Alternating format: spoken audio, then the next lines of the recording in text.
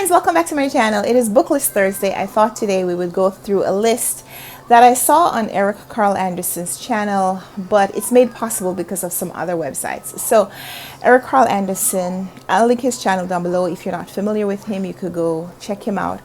He posts a lot of really interesting videos, and he also does a list challenge every now and then. So this was a list challenge that he talked about. It was a list of the 40 best books of the past 100 years according to the Times UK. And I don't subscribe to the Times UK, so I wasn't able to access the list. But he did have the full list of the books in the description box of his video. So I then went online and I tried to find other places where I could see the list for free, and I did. It's on List Challenges, so I'll also link that website down below so you can go take the list challenge if you like. I'm not sponsored by List Challenges. It's just a website that I really love because it gives you an opportunity to peruse lists like this all the time. So yeah, these are the 40 best books of the past 100 years according to the Times UK. And I'm going to ask you to comment down below if you agree with this list, that these are the 40 best books. Obviously, this is a English-centered list. It's not talking about books that have not yet been translated to English, and it's very English writer heavy. So with that understanding, I think it's still fun to go through the list, knowing that there are not going to be writers, every writer that you love from across the world. It's not going to be it's not going to be an incredibly diverse list, but I think it's interesting nonetheless. So yeah, here are the 40 books according to the Times UK, the best 40 to have come out of the last 100 years. And I'm not going to take my books from the shelves because, like I've told you in many videos, my shelves are in flux. I'm at the point now where I don't necessarily know where all my books are. I used to, but just the last few months have been a little crazy because I'm using the shelves for storage. I've told you that in many videos. Don't want to go through that again. But I'm not going to take down the books today because I don't have all these books, obviously, but I have some of them. So what I will do is I won't talk about every book, but I will mention the books that I have read. I'll tell you when I read them. So yeah, first on the list is Ernest Hemingway's The Sun Also Rises. I have a copy of that book, and I read it about 2 to 3 years ago, one summer. It took me a while to finish reading it. Ernest Hemingway is not my favorite writer. I think his writing is powerful. I think it's really interesting how he captures the sense of the period in which he's writing. And in this book, we're reading a little bit about the ennui of American expatriates going to other countries and the lives that they have. Interesting, but not necessarily my personal favorite. Next is Doris Lessing's The Golden Notebook, which is on my TBR, but I haven't yet read it. Nights at the Circus by Angela Carter. I don't know this book. I'm not familiar with this title. Lady Chatterley's Lover by D.H. Lawrence. I have not read. Have you? Cormac McCarthy's Blood Meridian. I have not read. So far, I've only read one thing by this author, and that was The Road. So no, haven't gotten to that one. Next up is A Catcher in the Rye by J.D. Salinger, which I read a few months ago, either late last year or early this year, I'm not sure. But I have been trying to catch up on some of the classics that I would have read if I'd grown up in this country, but I didn't. So I like this one. I think I understand both why the book is recommended to young people and also why it's banned. Because I think it's important for kids as they're growing up to kind of see where, if you indulge the fantasy, where it leads you. So there's a lot of a cautionary tale in The Catcher in the Rye, but I also understand why you might not want to expose young people to the kind of life that the young man in the book actually leads. But there's some stress, and there are lots of reasons. So yeah, it's one of those books that you like and you understand why it's so lauded, but you also maybe kind of wish it was a little different. So yeah, I've read that. Edward St. Aubyn's Nevermind, I have not read. Half of a Yellow Sun by Chimamanda Ngozi Adichie, I have not read. This book, I own a copy and it's been languishing on my TBR for so long, I really should just go and read it. Next is The Death of the Heart by Elizabeth Bowen, which I have not read. Olive Kitteridge by Elizabeth Strout, I have read. That's the first Elizabeth Strout's book that I read. This won her the Pulitzer a few years ago, and I've since read a few books by her. And her latest novel, O William, has been nominated for the Booker this year. So I don't know, maybe she'll win the Booker. That would be fun. So yeah, I've read that one. Tom Wolfe, The Bonfire of the Vanities, I have not read. The Power and the Glory by Graham Greene, I have not read. So far, I've only read one book by him, and that was The End of the Affair. Patricia Highsmith's novel, The Talented Mr. Ripley, I have not read. Wolf Hall by Hilary Mantel, I have read. And this, I buddy read this with a group on Voxer a few years ago, maybe about 3 or so years ago.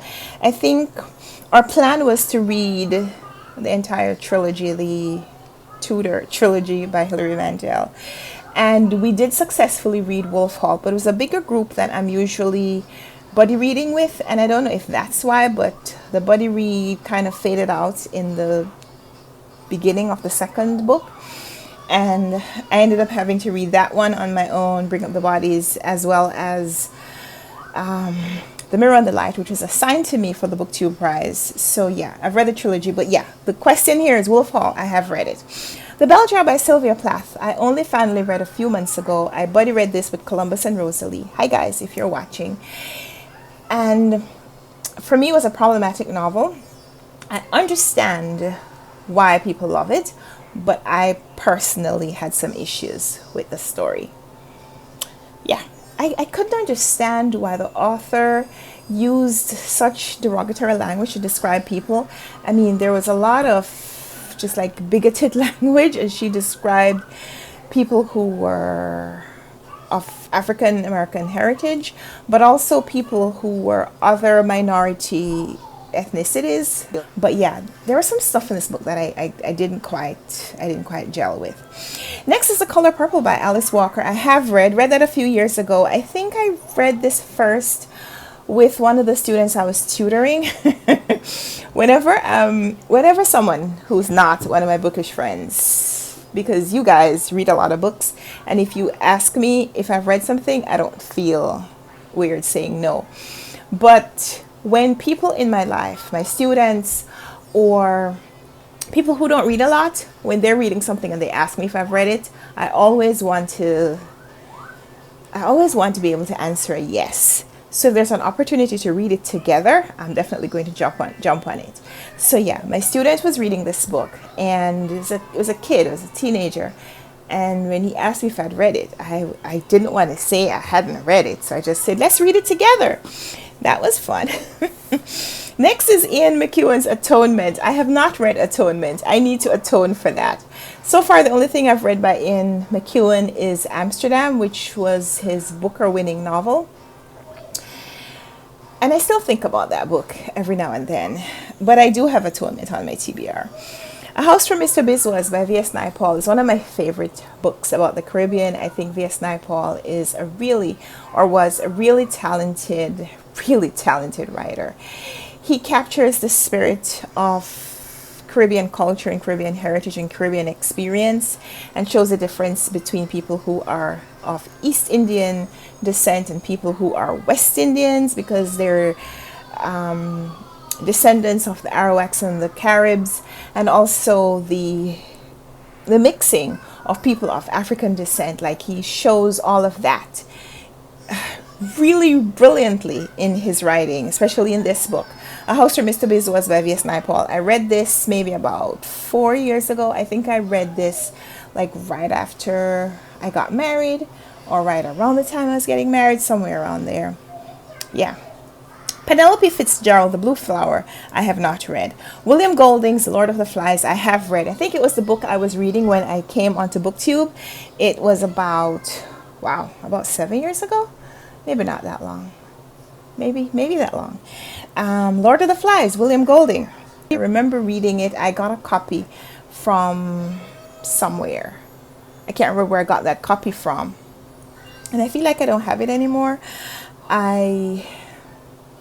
There's another part of my life that I won't explore right now. But yeah, I used to have a copy of Lord of the Flies, and I don't think I have it anymore, but that's when I read that book. Let's talk about that another time. Gilead by Marilyn Robinson, I buddy read this with my friend Kay. Hi Kay, if you're watching.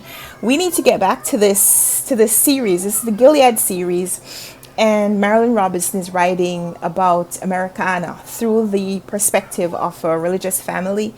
And I love this book. Okay, we need to get back to these books. I think so far we've only read the first 2 of the books. So Gilead and Home. I think next up for us is Lila and then Jack. J.M. Coetzee's Disgrace is another Booker Prize winning novel I have read. I read this when I was doing my Booker reading series attempt.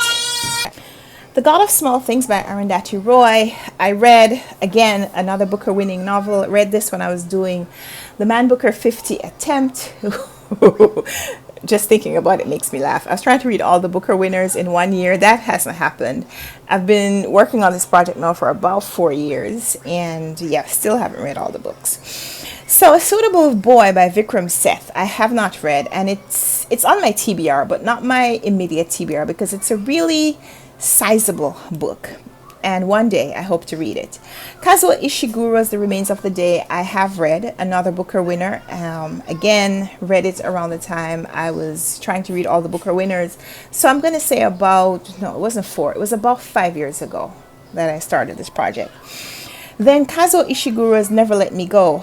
I think it's interesting that there are multiple books by the same author on a list of best books of 100 years. I feel like even if you think this author has written 2 of the best books of that period, you should give another author a little bit of recognition. But that's another story for a different time.